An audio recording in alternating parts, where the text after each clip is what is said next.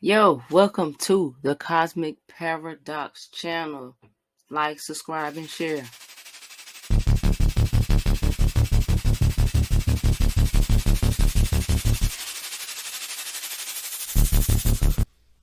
Peace. What's up, everybody? Welcome, welcome. I'd like to go ahead and tell you guys to go ahead and like and subscribe to the channel. If you're not subscribed to the channel, I got something special for y'all today. Now, I will admit this is rather late because I should have done this months ago when this show first came on my radar. But in the process of trying to get my scheduling and everything together and planning out my content, I finally sat down to give y'all this Sandman breakdown. So that's what we're going to talk about. We're going to go ahead and break down the Netflix series called The Sandman. Now, when this came out back in August, I was getting so many inquiries, so many inboxes. A lot of people were asking about this show, do a breakdown for this show.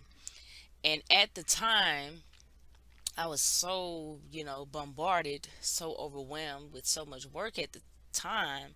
I didn't really sit down or get the time to sit down and record it. But here we are, here we are, here we are. Better late than never. So we're going to go ahead and we're going to do it and we're going to put it out.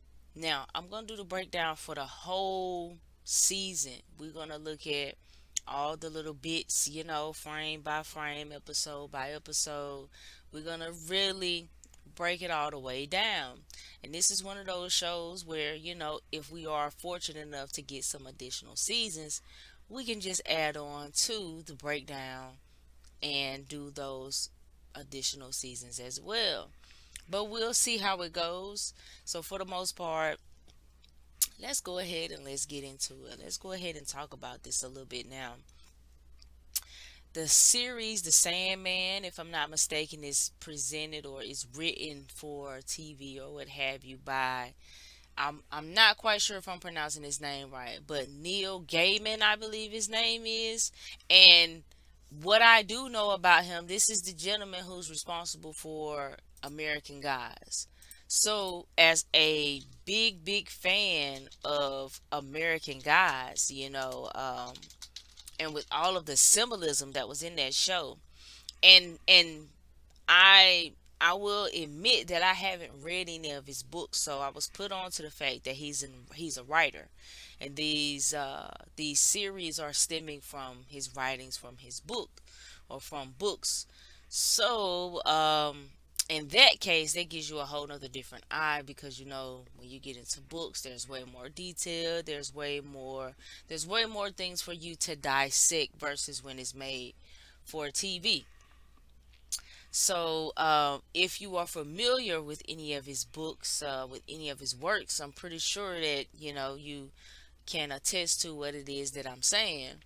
So, he is the writer behind American Gods, as I stated before. American Gods is probably a show that I also do a breakdown on because it's so symbolic. There's so many things that was in it, metaphysically, lining along the myth and the philosophy and the spiritual science that come along with the myths. Because whether we realize it or not, when we study myth, we are basically studying ancient astrophysics. We're studying ancient higher science, ancient or higher means of these sciences from antiquity.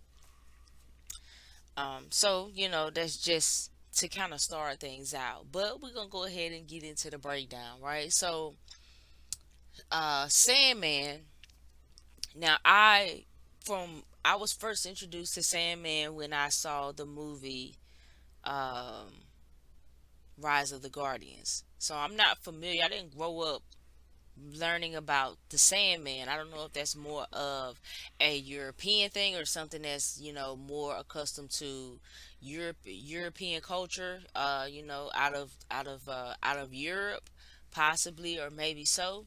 But I was first introduced to Sandman with Rise of the Guardian. So Sandman being associated with dreams and also being associated with nightmares, even though they don't really tell you that in Rise of the Guardians. But you can put two and two together because Pick, who is the embodiment of fear of the boogeyman, had to get rid of the Sandman in order to, in order to bring his nightmares to life, in order for there to not be anyone who could truly oppose, be in opposition to what it was he was doing, which would be Sandman.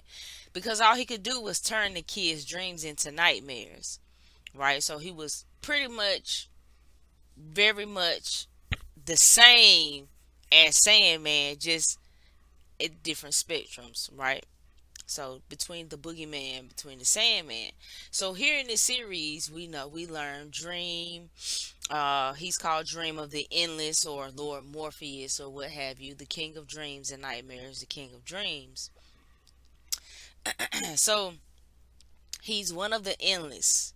Now, when it comes to talking about the Endless, there is, if I'm not mistaken, there are seven of them. Let me look it up to be very precise with you guys, so we can make sure I don't misinform you. Okay, so let's see. When we are talking about endless, from oldest to youngest, is destiny, death, dream, destruction, desire, despair, and delirium, who was previously known as delight. So that's seven: destiny, death, dream, destruction, desire, despair, delirium, or delight. Seven. Of course, it's seven because we know the symbology behind seven. This is the representation of seven. It's like spiritual completion is representing the spiritual temple. So that's why you get systems of seven when you're talking about the seven chakras, as well as 7 days of the week. That's why a lot of things can align with the number seven because of the power of what seven entails.